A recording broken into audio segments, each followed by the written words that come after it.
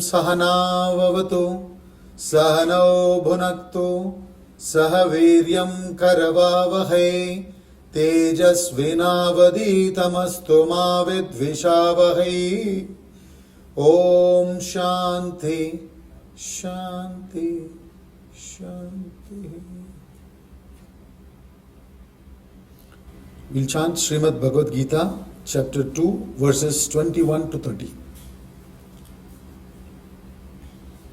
Vena vinashinam nityam yaenamajamavyayam katham sapurushah partha kam ghatayati hantikam vasamsi jirnani yatha vihaya navani gृह्णाति naroparani तथा शरीराणि विहाय जीर्णानि अन्यानि संयाति नवानि देहि नैनं छिन्दन्ति शस्त्राणि नैनं दहति पावकः न चैनं क्लेदयन्त्यापः न शोषयति मारुतः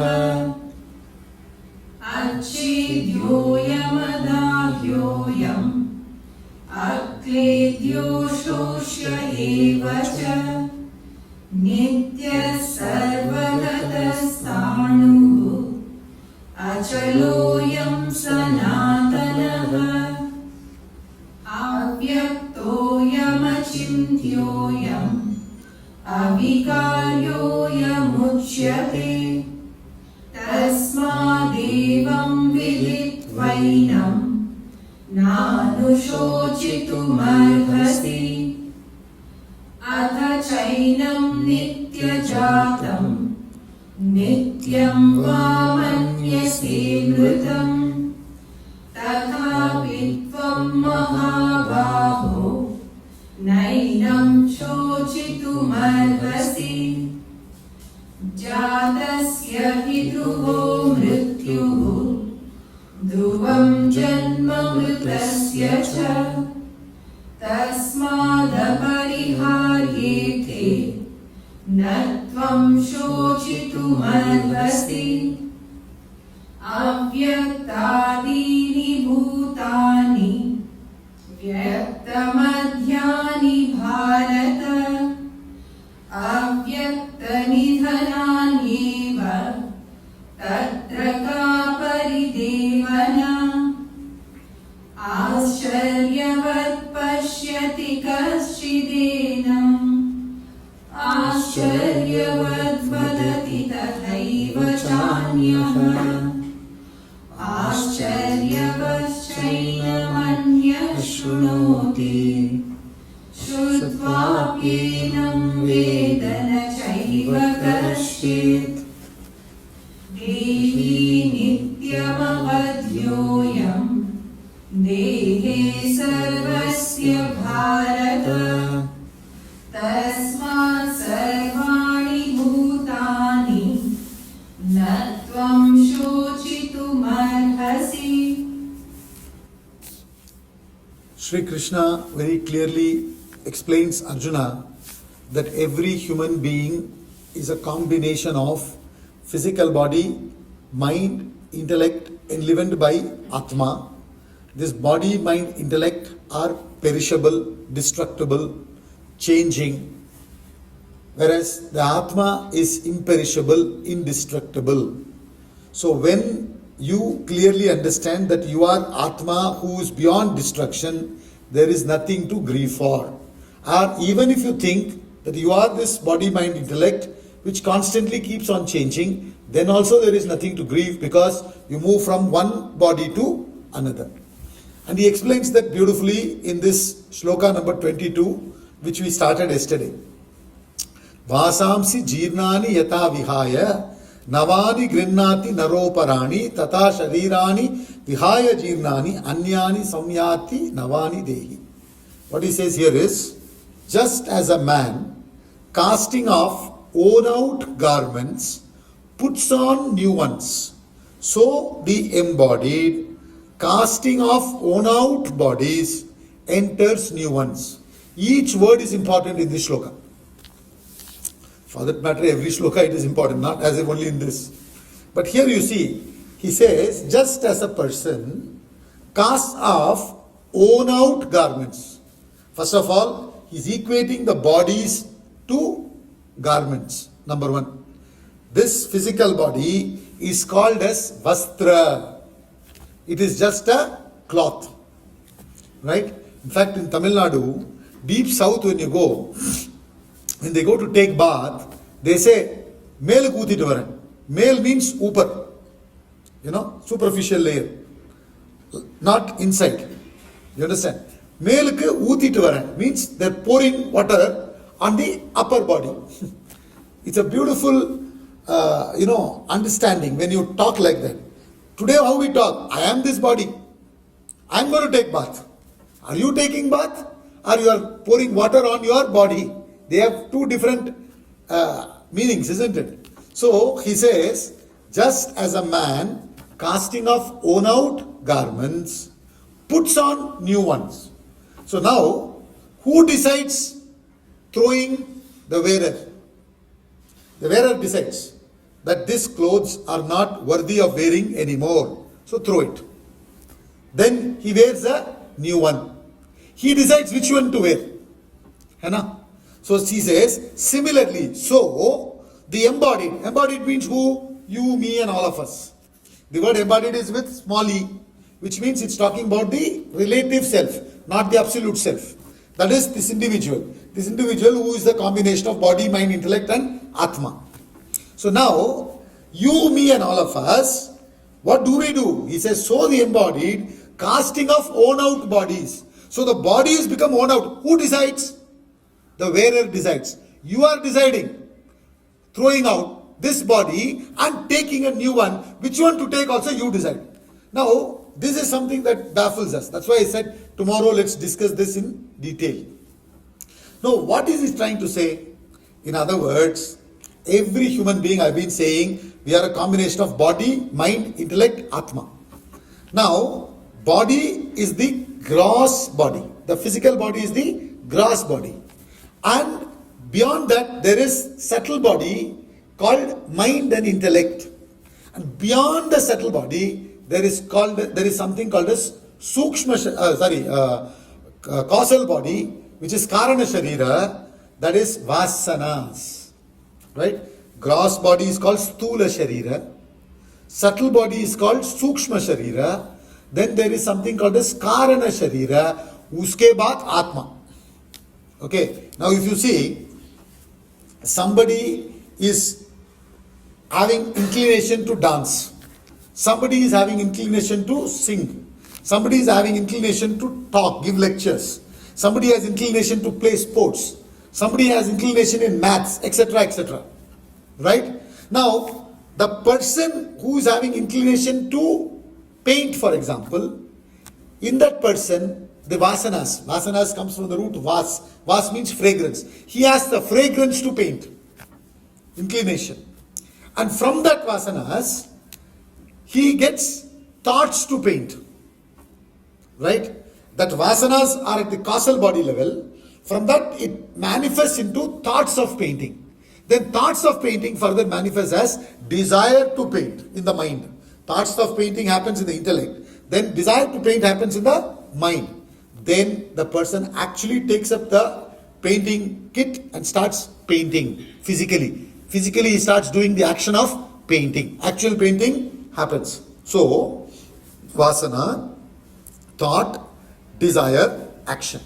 This is called the chronology of action. See, outside there is this book called Vedanta Treatise, the Eternities. Vedanta Treatise, Eternities is a book I mentioned to you already. Swamiji took about 20 years to write that book.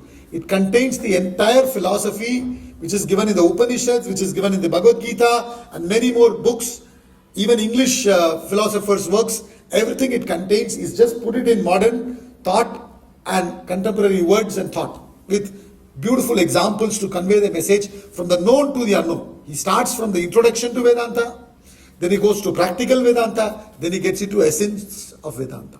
3 parts are there in that book. Introduction to Vedanta, practical Vedanta, which is how to apply it, then essence of Vedanta, the Upanishads. So, in that book, he talks about this chronology of action. What is that? Vasana, thought, desire, action. Vasana, thought, desire, action. This is the chronology. Then what happens? When you do the action with the desire, you are constantly thinking about the result. As you are thinking about the result, the impression starts getting impression starts getting stored in you again. Which means what? The actions further produces vasanas. Just like how from the seed, sapling comes. From the sapling, tree comes. From the tree, seed again comes. And which produces more trees. Similarly, from vasana comes thought, from thought comes desire, from desire comes action, and from action comes vasanas. This is called the bond of action. Remember, later on in one of the shlokas, he's going to talk about bond of action. So I'll mention there. So if you remember now, you'll be able to recollect it there. So vasana, thought, desire, action, and vasana. This chain goes on. So now, as per your vasanas, your thoughts are, and as per your thoughts, your desires and action, and also the environment. Now you all have the vasana to study Bhagavad Gita. It manifests as thought to study Bhagavad Gita. It manifests as desire to study Bhagavad Gita. It manifests as action to study Bhagavad Gita. So you find this environment and you come here. So who has given you this environment? You gave you this environment. You wore this clothes. This environment is the cloth that you are wearing. Who decided? You decided. No? Nearby, maybe there are some shopping malls.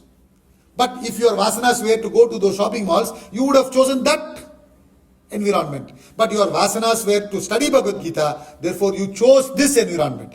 And whatever environment you were in before, you decided that environment is not conducive for you to continue wearing. So what did you do? You gave it up and you took up this environment. So who is deciding? You are deciding. You understand? You means your thoughts. Now, there is a slide you can see on the board. You can put that slide. This talks about the resultant force. If there is an object kept on point O, and if there is force acting in X direction, 50 Newton force, and in Y direction also 50 Newton force, which direction the object will go? Z direction.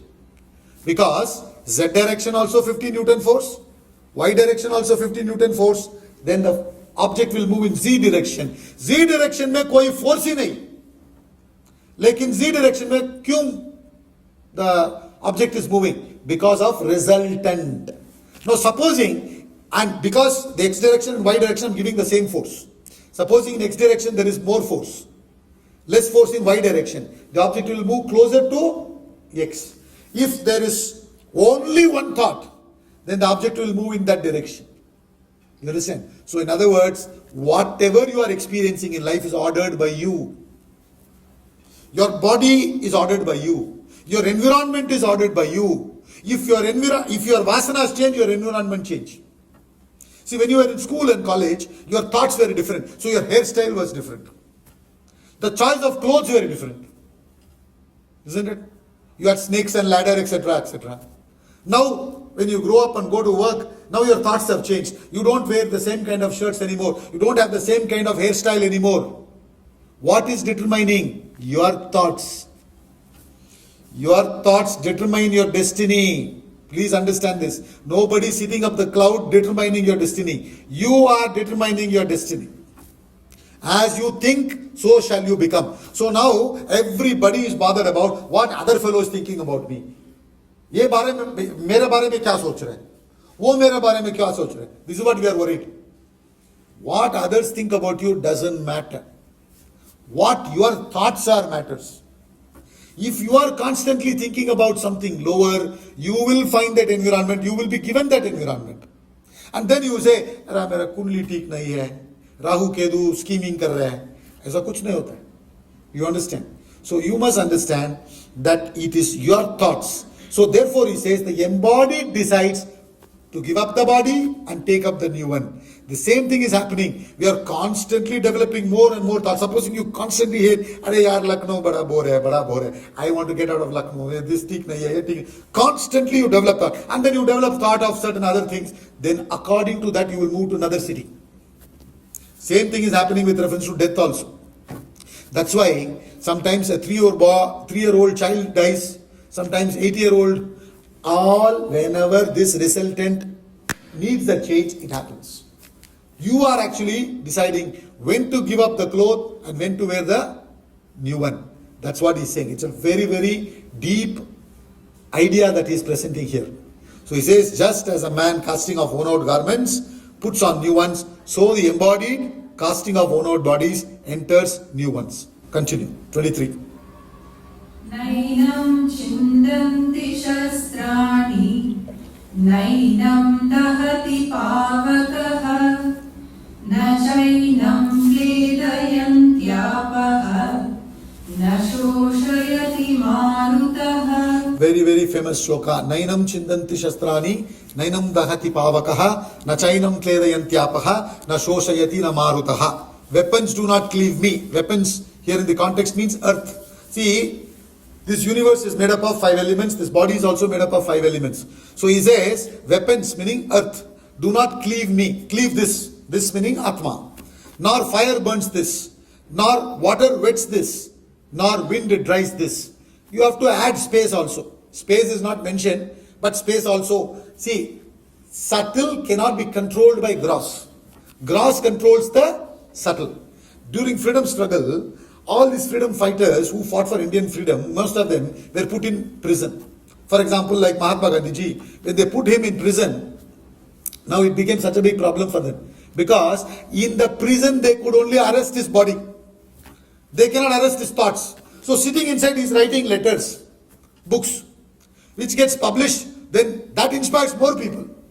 You understand? So stone walls do not a prison make, nor iron bars a cage. Stone walls do not a prison make, nor iron bars a cage. They can only arrest your physical body. Because gross can only arrest the gross aspects. Gross cannot arrest the subtle. Samajh rahe na? Huge elephant is there. Huh? And have you seen the Mahut?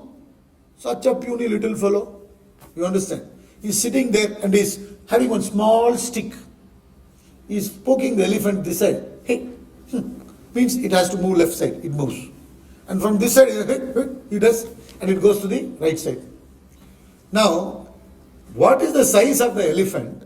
What is the size of this fellow? Little shake, if it takes its body, the fellow falls down, it just has to, stamp him. But the human being has intellect. Animals don't have the intellect that much developed. So they are subtle human beings. They are able to control the gross. So remember, subtle controls the gross. Gross does not control the subtle. So all these earth, water, fire, air, space, everything is gross. They cannot have any effect on you. They can maximum have effect on the body. Water can wet your body. Just now rain is happening, na? So a few people have not come. 2-3 people came late, I understand that. Because I myself was worried whether I'll reach on time. I held up in one traffic signal for almost 10 minutes. So it happens, right? But still what I'm saying is, water can only wet the body. It should not wet it cannot rather wet the subtle. Atma is the subtlest. So that cannot be affected by anything gross. Continue.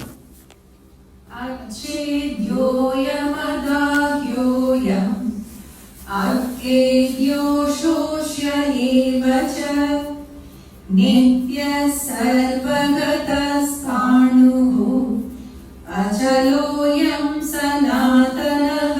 The same idea what he presented in the previous shloka, he presents with few more pointers.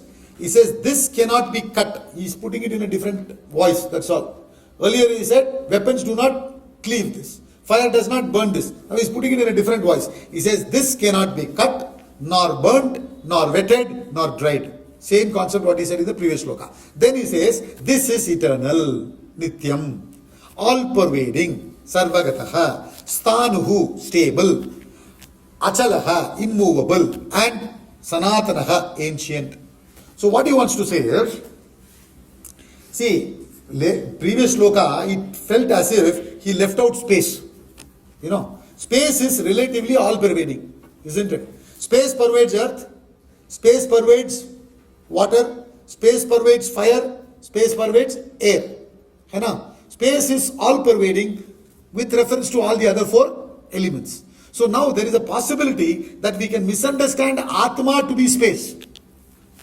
You understand? We can misunderstand Atma to be space. So इसलिए ये सब बोल रहे वो. He's saying it is eternal. It is all-pervading, stable, immovable. Stable means, see, stable and immovable is trying to say, because there are two types of movement. Movement within a place. For example, like a tree. Tree is very well rooted on earth. And it's not moving from one place to another. But within that place it moves. You know? And animals move from one place to another. There are two types of movement. Movement within a place, movement from one place to another. That is your mind, my mind, everybody's mind. So he says, this is eternal. This is beyond time. This is always existing. And all-pervading. Now, all-pervading, you can say, because it is pervading in the waking state. Now, you see space is there. Space is all-pervading in this state. But when you go to sleep, in the sleep, is there concept of time and space? When I was in my school, there was in the prose class, there was this subject called Rip Van Winkle. That fellow Rip Van Winkle slept for 20 years, as per the story. After 20 years, he wakes up. You understand? Sab badal gaya. You understand? 20 years means 4 different governments have come and gone. So how many changes would have happened? So he says, so what does it mean? When he was in sleep, with reference to him, there is no concept of time and space. But he was there. I is there. You understand? Therefore, it is Atma which is even beyond space. Then he says, it is stable, immovable. But mind is not stable, no? Even if you bring it to this class, in this class, if I mention London, for some example, I am giving London, your mind has gone to London. Last year when I was in London, udhar bhi aisa lecture suna tha. Mind chala gaya.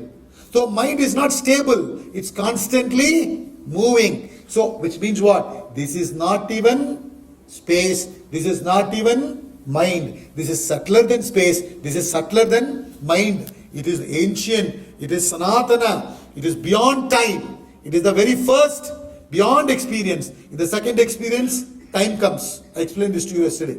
So in the very first experience, there is no experience possible without Atma. So therefore, this is beyond everything. This is the subtlest.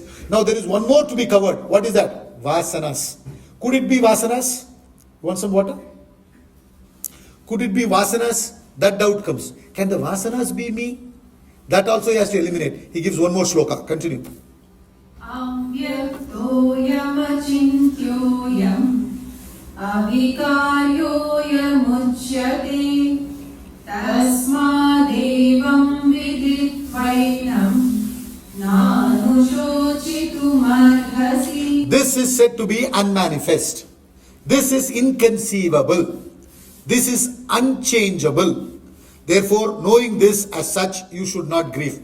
Now, how did he start? Ashochyan anvashochastvam prajnavadamscha bhashase gatasu nagatasu na anusochanti panditaha. Wise people do not grieve for those who have come and those who have gone. That's how he started in verse number 11. Now he says, do not grieve. Why you should not grieve? Because this Atma is said to be unmanifest. What is unmanifest? Manifest means that which is available for your senses.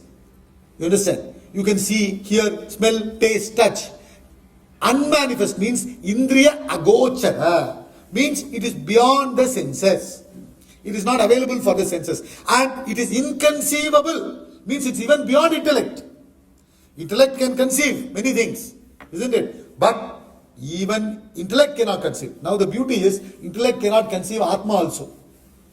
Sorry, Vasanas also.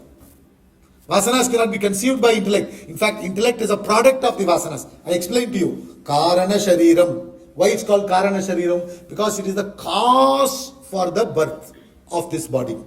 You understand? You are born here because vasanas for Bhagavad Gita is there.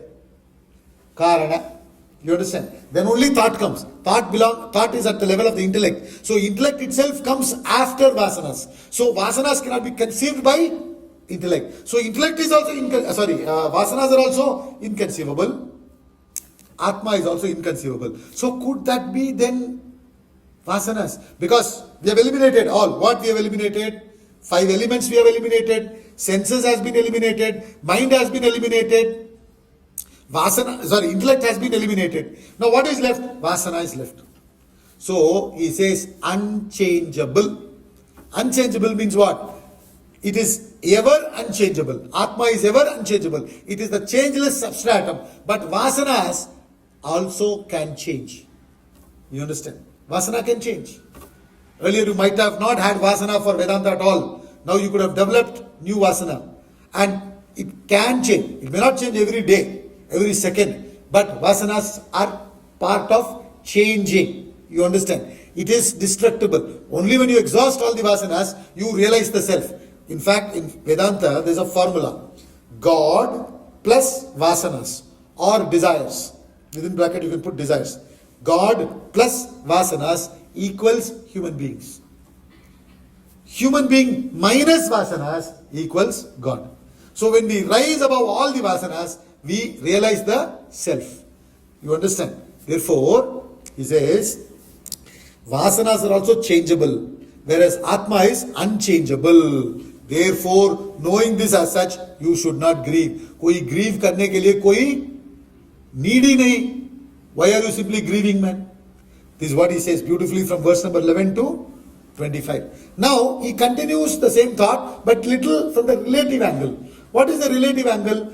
Suppose in spite of me telling you so many shlokas from 11 to 25, 15 shloka बोलने के बाद भी you still want to say, अरे यार, I'm this body mind intellect, कुछ बोलो ना, डर हो रहा है. Then he says, okay, next 5 shlokas for that reason.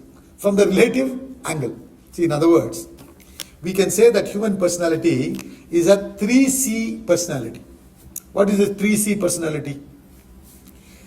Container, content, consciousness. Consciousness is Atma.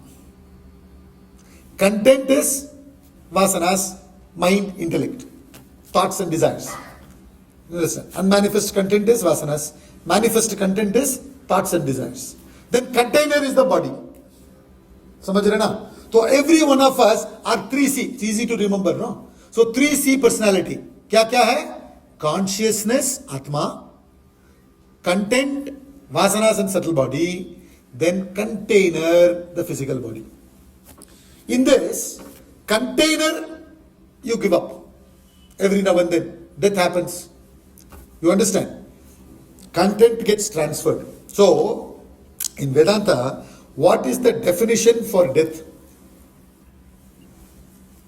See, when you see a person dead, वहाँ dead body है, the body तो है, right? And Atma being all pervading, वहाँ Atma भी है. You get confused because in the movies you see, when a person dies, some light goes from one body to another, you get confused. So you think, अरे बाबा, Atma चले जाएगा. What they mean by Atma is subtle body. People don't understand the difference between this. So now, be clear. Atma is all pervading. अगर वो all pervading है तो उधर भी होना चाहिए. समझ रहे ना? So, Atma है, body भी है. So, what has gone? Obviously, the subtle body along with the causal body has moved.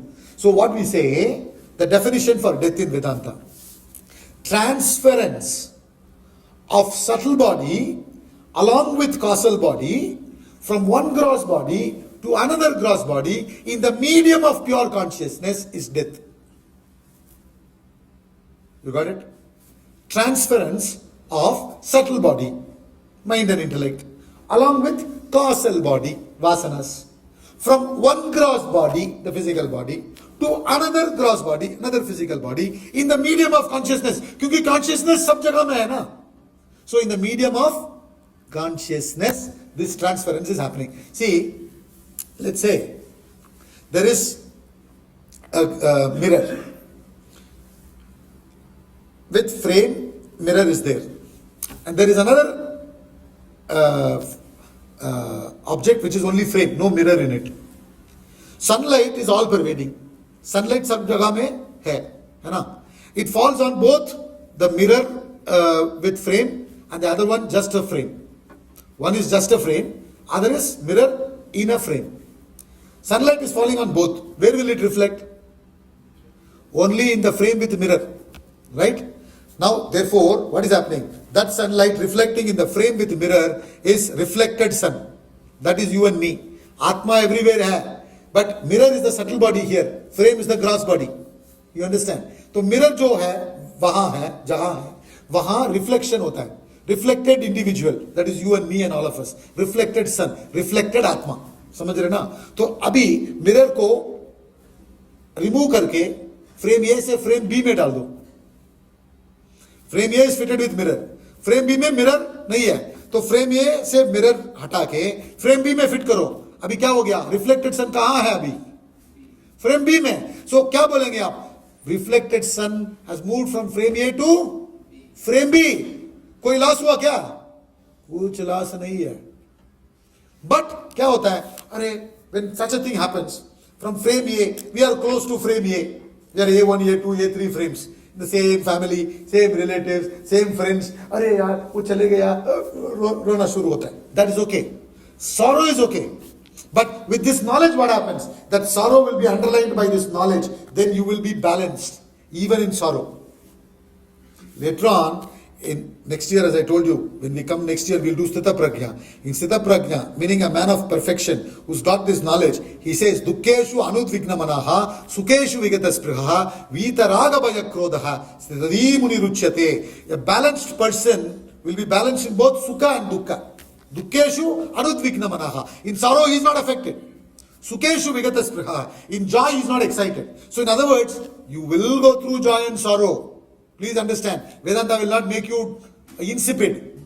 You understand? You will go through joy and sorrow. Obviously, somebody near and dear passes away, there will be sorrow. But with this knowledge, what happens? That sorrow will not be converted into grief. And you will understand, he needed or she needed a change. Therefore, they have gone into another body. Therefore, there is nothing to grieve. Continue. Ata chainam nityajatam Nityam va manyase vritam Tadhapi tvam mahabaho Naidam shochitum arhasi. So before I go to the next shloka, the summary of what we have seen so far. In other words, he gave so many pointers about Atma. What are the pointers we have seen about Atma? Atma means about ourselves. Main kaun hu? You understand? Who am I? Now I am thinking I am this body, I am this male or female, I am this name, I am this height, I am this weight, I am engineer, doctor, etc. Or I am Kshatriya, Vaishya, Shudra, Brahmana, all these things. Bhagavan says, no, you are not all that. Who are you? See the board. Nitya means eternal. Satya, truth. Sarvagata, all-pervading. Aprameya. Aprameya means immeasurable, inconceivable. Akarta, non-doer. Abhokta, non-enjoyer. Asanga, without attachment. Nirvikara, without change. Changeless you are. Nirguna, beyond qualities, beyond attributes. Avyakta, you are unmanifest. Arupa, you are formless. Ajaha, unborn. Amrita, beyond death. Sakshi, witness. You are just a witness, witnessing this tamasha going on. But without this knowledge, you get involved and then get excited, jumping up and down, getting affected. Once you gain this knowledge, what happens? You'll be relaxed. You understand? See, Sri Krishna, very interesting. In the 1996, I think, there was a World Cup cricket match going on in India, Pakistan and Sri Lanka. Jointly, they were hosting. India, Pakistan and Sri Lanka. And quarterfinals was between India and Pakistan. Suppose it happened in Bengaluru. That time I think they used to call it Bangalore. So it happened there. India won the match. But Ajay Jadeja played brilliantly and he won the match. Now, Before the match, the journalists go and ask, I just read somewhere, I don't know if that is true. So, apparently when they ask the Pakistani players, अरे यार कल India Pakistan match है, क्या बोल रहे हैं आपके साथ, आपका उसके बारे में क्या बोलना चाहिए? So they said, अरे ये खेल नहीं है, जंग है. You understand? Somebody in excitement must have said, I don't know, first of all. Or whether they said or they twisted and put it like, I don't know. But it was reported, ये खेल नहीं है, जंग है. Means what? It's not a play, it's not a game, it's a war. You understand? And they came and asked the Indian players, Pakistani players ऐसा बोल रहे हैं, जंग बोल रहे हैं, आप क्या बोल रहे हैं? They want something to write, right? So, some fellow apparently said, अगर ये जंग है तो हम जीतेंगे, क्योंकि कब भी जंग था, we won. You understand? Every time whenever there was jung, we only won. So if it is jung, we will win. So they immediately reported. So what I want to tell is, हमने खेल को जंग बना दिया. ये भगवद गीता कहाँ दिया भगवान ने? जंग के बीच में दिया. ये बोल रहे जंग इज ऑल्सो खेल है भाई, ये आपका खेल है, ये मेरा खेल है. आज आके इधर लेक्चर देना मेरा खेल है, आपका खेल दूसरा होता है. जो भी आपका खेल होता है आप खेलो. But you become so serious, looking at me, Are Baba, what is this going on? Just tamasha going on. Enjoy life. Have fun. You understand? Every second is for you to celebrate. Once you gain this knowledge, you will celebrate like that. Then you will become a sakshi. You will become a witness. You will enjoy. Jang is saying, ये जंग नहीं है, खेल है. हम खेल को जंग बना देता है. Sports has become so much they get involved. They kill each other also. One fellow gets heart attack and dies also. You saw in IPL. When they are supporting a particular team and the team is not winning, crying, praying. पता नहीं क्या क्या करता है. You understand? Because they become so attached. That's what he's saying. ये खेल है भाई. खेलो. जिंदगी he's saying is a खेल. Once you understand this, you will be living life. You will celebrate every moment. Continue. Oh, sorry, you already chanted. Verse number 26 they chanted.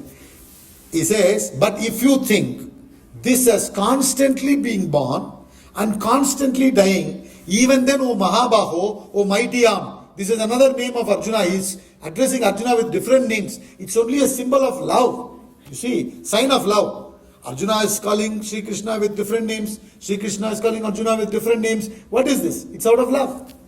Isn't it? Even, especially when you are newly wed. Sometimes it continues forever also. Especially in the beginning when you are newly wed. Darling, sugar, honey, sugar bee, honey bee.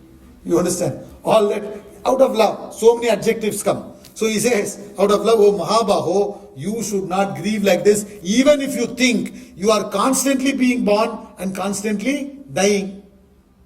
उसमें क्या problem है? यहाँ से यहाँ चले गया. From this pocket, you put that money into this pocket. What is the problem? There is nothing to grieve. Continue. जातस्य हि ध्रुवो मृत्युः ध्रुवं जन्म मृतस्य च तस्मादपरिहार्येथे न त्वं शोचितुमर्हसि. Very, very important shloka again. Jatasya hi dhruvo mrityuhu dhruvam janma mritasya cha. He says, certain indeed is death for the born and certain is birth for the dead. That which is come into existence will have to go. That which went will have to come back. You understand? Meaning, certain indeed is death for the born and certain is birth for the dead. So therefore, this body, mind, intellect, this tamasha keeps on happening.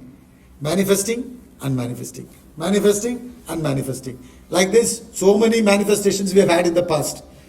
We will continue to have manifestations in the future until and unless we completely eradicate the vasanas.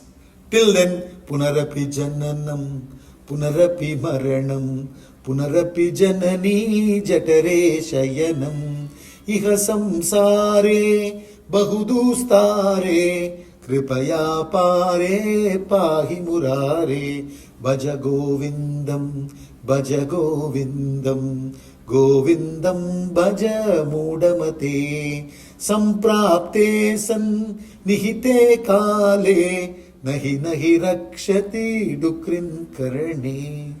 He says in Bhajagovindam Adi Shankaracharya, another beautiful text. So, punarapi maranam, punarapi jananam. It continues. Certain indeed is death for the born. Certain is birth for the dead. So why are you worried about it? When it comes, we'll face it. Na? When death comes, we'll face it. Otherwise, will I die in ICU? Or will I die at home? Will I die in sleep? Or will I die as I'm talking? How many people are going to attend my funeral? How does it matter? Anyway, you won't know. You know, unnecessarily worried about all this nonsense.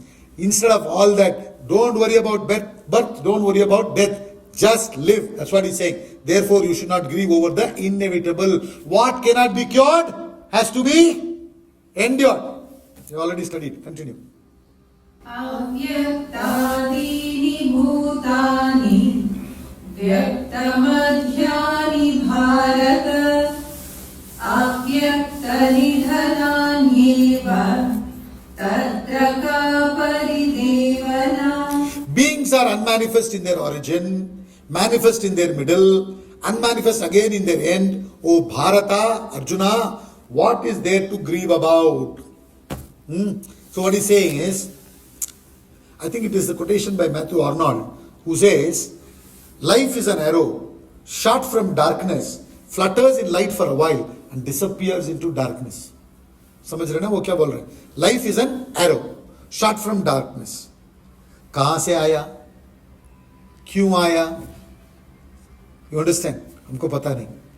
हम कहाँ था before being in mother's pate? Where were we? You understand? Where are we going to go after we die? हमको कुछ पता नहीं है. But in between there is light. थोड़ा सा arrow बीच में आ गया, light के बीच में. So he says, life is an arrow, shot from darkness, flutters in light for a while and disappears into darkness. This is life. So that's exactly what he's saying. Beings are unmanifest in their beginning, in their origin. Manifest now. Abhi hai manifest. Thoughts are manifest, desires are manifest, actions are manifest through this body, mind, intellect. Unmanifest again in the end. Meaning, ye chhod ke, again death. Oh Bharata, what is there to grieve, man? Let it continue, no? What is the problem? That's how life is. Take it easy. That's what he's saying. Continue. Ascharyavat pashyati kaschidinam Ascharyavat vadati tathaiva chanyah Ascharyavaschainamanya shrunoti Shrutvapenam veda chaiva kaschit. One sees this as a wonder, so also another speaks of this as a wonder, another hears of this as a wonder, and though having heard, none knows this at all. In other words, what he wants to say is, Atma के बारे में बहुत lectures सुना है, बहुत lectures दिया भी है. You understand? So he says, this is a wonder, nobody knows. Wonder means what? Something beyond your buddhi. Isn't it? Arey Baba, ye kya hai? You open your mouth fully. You know, when you see the Himalayas, when you see the tsunami, you know, you immediately get a shock. You open your mouth like this. Meaning you wonder, it's beyond my God. It's beyond your conception.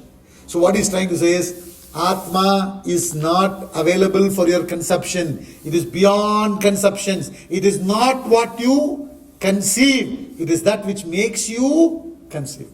In Upanishad, he beautifully says, it is not what you see, but what makes you see. It is not what you hear, but what makes you hear. It is not what you smell, but what makes you smell. Like that he goes on. It is not what you feel, what makes you feel. It is not what you conceive, but what makes you conceive. Therefore, nobody knows this. बहुत सारा discussion चल रहा है आत्मा के बारे में, लेकिन किसी को पता नहीं होता. Very rarely there is one person who's exhausted the vasanas and realized the self. That's what he wants to say. None knows this at all means you should put in efforts to know this. That's the only thing which is worthy. Because when we go from this birth to another birth, what are we carrying? What are we carrying? Huh? Atma you are carrying. Vasanas. You are carrying vasanas. So therefore be careful as to what you are carrying. Do you understand? When you are in any experience also, after that experience when you move, are you carrying negative thoughts? Are you carrying positive thoughts? Very important. You understand? Nobody knows means what? You have to continue. Change vasanas from the gross things. Today we are having only gross vasanas. All the time thinking about, material stuff. So, material stuff, relationship, उन्होंने ये बोल दिया, उन्होंने ये सब बोल दिया, उन्होंने ये नहीं दिया, उन्होंने ये ज़्यादा ले लिया. Constantly we are thinking like this. उसको change करके अभी vasanas को spiritual direction में करना है. You understand? At least if you change the vasanas, then in the next environment, next birth, you will get an environment like that. Then in that environment, it will be conducive for you to exhaust the vasanas and realize the self. That is what he is saying here. Continue.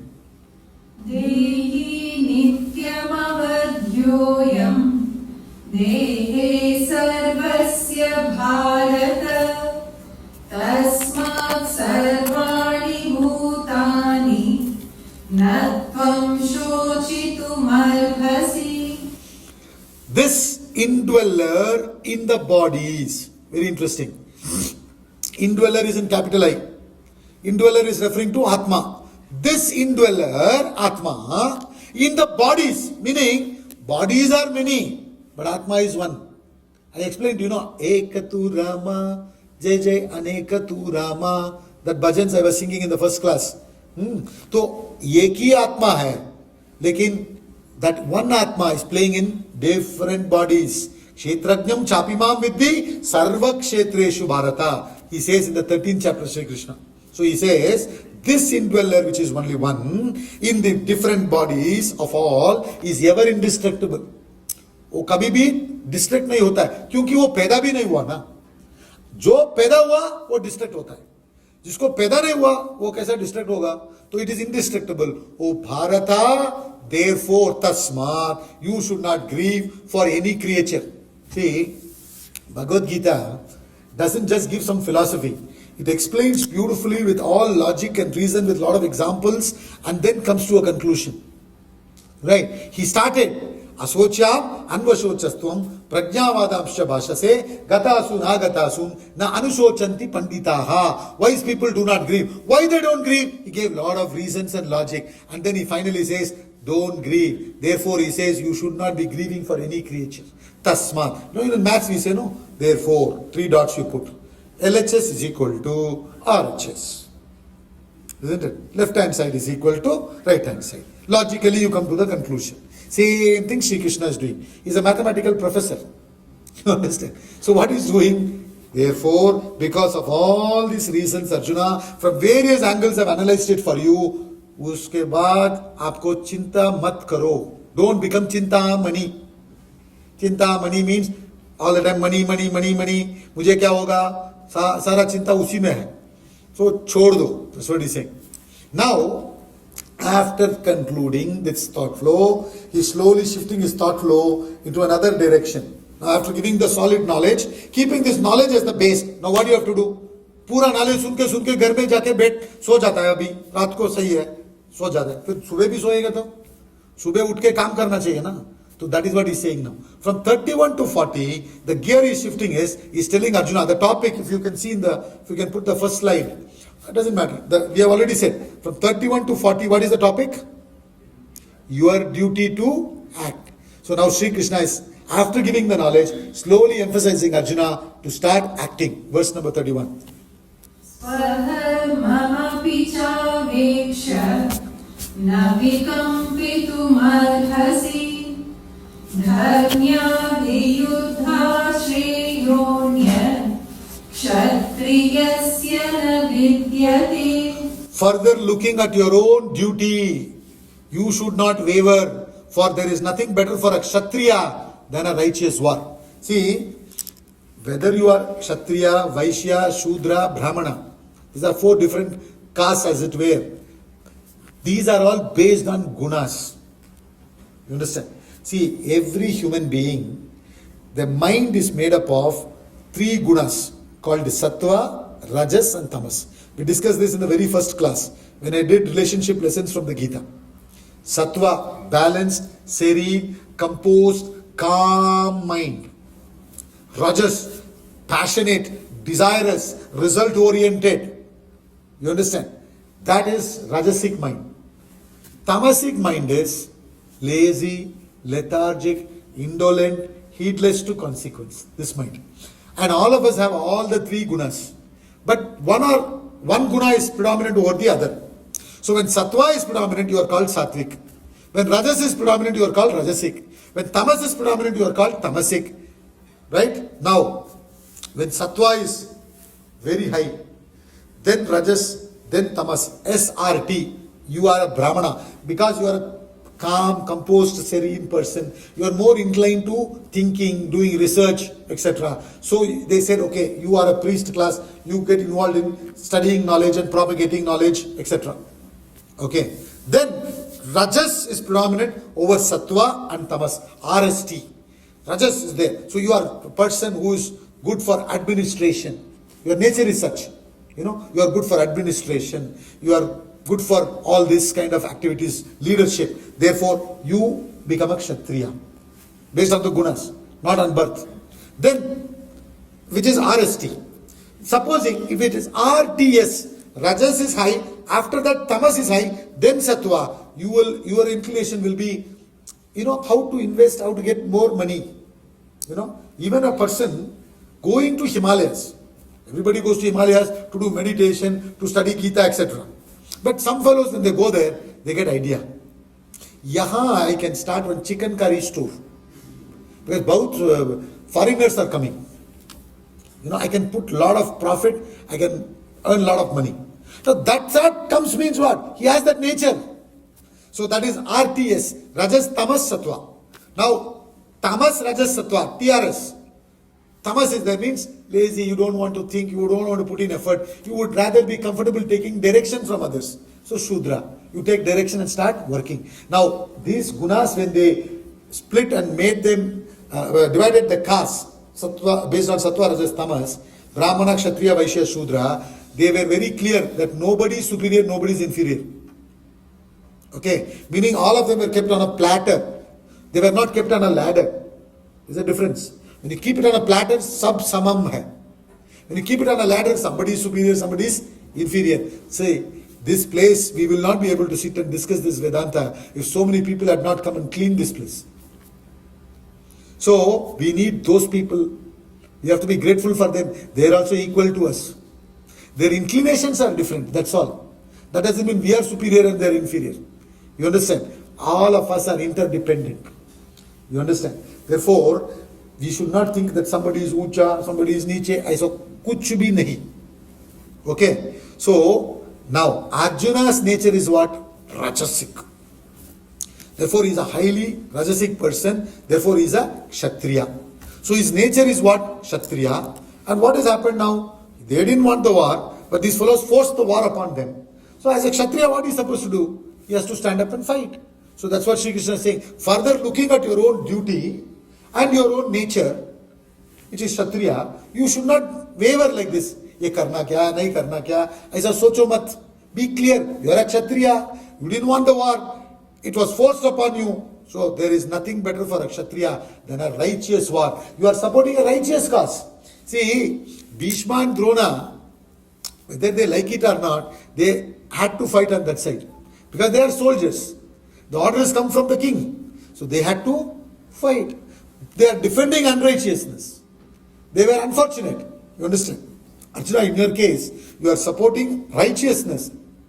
So all the more, just go and fight, he says. Just go and do the duty with this knowledge, without attachment. Simply go and fight. He said, no. Uttishta, Uttishta, Uttishta. Uttishta Bharata. Wake up. Stand up and fight with this knowledge. Go and do your duty. All of us, similarly gaining this knowledge, we have to go and do our duty according to our nature. Whether you are a Brahmana, Vaishya, Kshatriya, Shudra, accordingly you go about doing your work. Continue. Yadruchaya chopapannam swargadvaramapavritam sukhina kshatriya partha labhante yuddhamidrisham.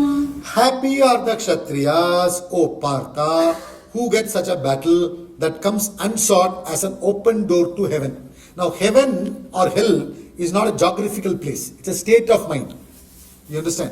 When you are in a happy state of mind, it is heaven. When you are in a sad state of mind, it is hell. You understand? When you are in a sad state of mind, time drags. When you are in a happy state of mind, time flies. Isn't it? Before marriage, when you are courting each other, sitting in the beach and having peanut, and time flies. 5 घंटा, 10 घंटा, time flies. After marriage, अरे बाबा, अभी 1 साल हुआ क्या? It looks like 10 years has gone by. You understand? I just said it as a joke. It's not necessary that everybody's marriage is like that. Happy are Kshatriyas, O Partha, who get such a battle. You are, it's not that you want it, but they've given it to you. And you should be happy going and doing your duty with no grief, with no guilt attached to you. You understand? Because you're just going there to do your duty as a Kshatriya with no personal vengeance against anybody. So where is the problem? Simply go. You should be, see, my nature is to talk. And I'm getting an audience. What better I want? You understand? Come, talk, enjoy. Understand? So that's all he's saying. Happy are the Kshatriyas who get such an opportunity. Go and simply display your duty that comes unsought. Unsought means you had no intention. You are not a warmonger. It has come as an open door to heaven. Continue.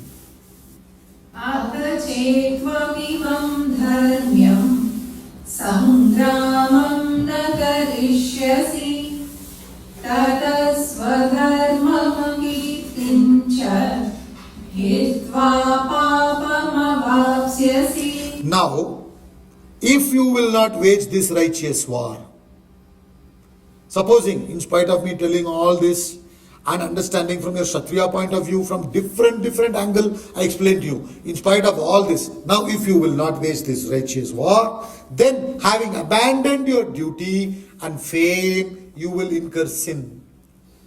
See, we need to understand about this virtue and sin business. When will you incur sin? You will have to pay for your omissions and commissions. When you commit what you ought not to do, you will incur sin. Samajh rahe?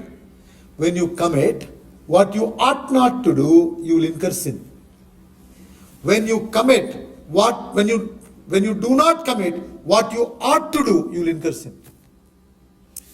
When you have to do something and you purposely do not do that, what is that called? Omission.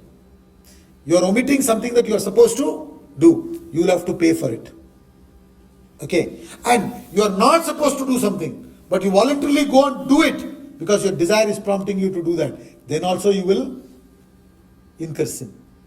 So what he is trying to tell is, Arjuna, you have been talking about sin so much. So I am telling you now, if earlier you said, if you will fight this battle, you will incur sin. Now I am telling you, you will incur sin because you are abandoning your duty. Kartrutva hai, I will not fight. With that kartrutva, you are abandoning your duty. Therefore, what will happen? You will be incurring sin, which will come and give you agitations. Sin is not just in action. It is something that comes back and hits you with agitation. It's a reaction. So he says, by abandoning your duty, you'll be constantly agitated. And by abandoning your duty, what will happen? Whatever fame you've got till date, you've got such a fame, no? Arjuna means everybody looks up, and opposition fears you. Arey Baba, Arjuna is also there. I am finished, Like, when they announce the team, the opposition is looking, Acha, Virat Kohli hai kya? Bumrah hai kya? You understand? If Bumrah is there, Arey Baba, it's a problem. You understand? So like that, you've got a certain name. So fame is there. He says, all will go. And for a Kshatriya, name and fame is very important. He will not that easily give up.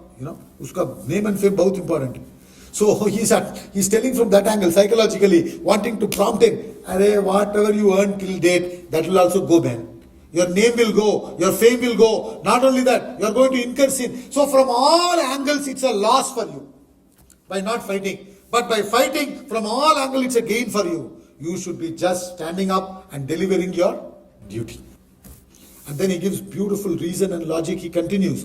And then in verse number 38, we have done only up to 33. It's already 7:30. So I'm going to stop now. 38 is a very important shloka again, which I will do tomorrow. So I'll see you all tomorrow. Let's conclude the class now.